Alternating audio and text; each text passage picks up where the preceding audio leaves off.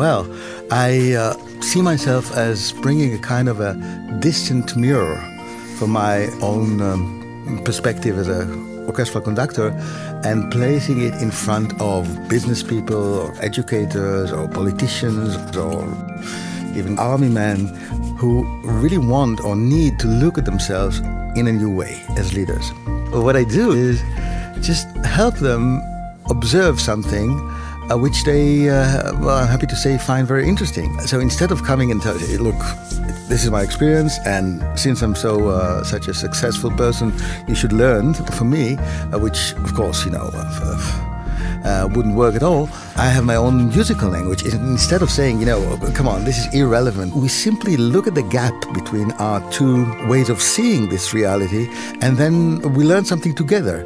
And this is actually the only way to learn something together. But really, the only way to get the full cooperation of people is to give them ownership, to work together towards their own emancipation.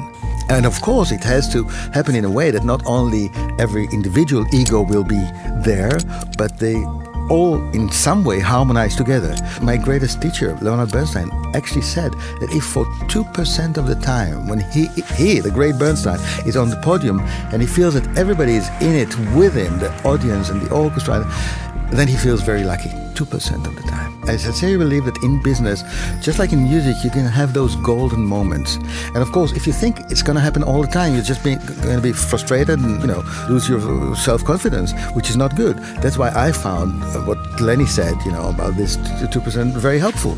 Because otherwise I would feel like a complete idiot every time I stood there and it didn't happen. I still like very much to be able to move my hand and get a wonderful roar from an orchestra. It really is a beautiful moment. But I learned how to translate other moments that may seem more mundane into the same kind of spiritual beauty.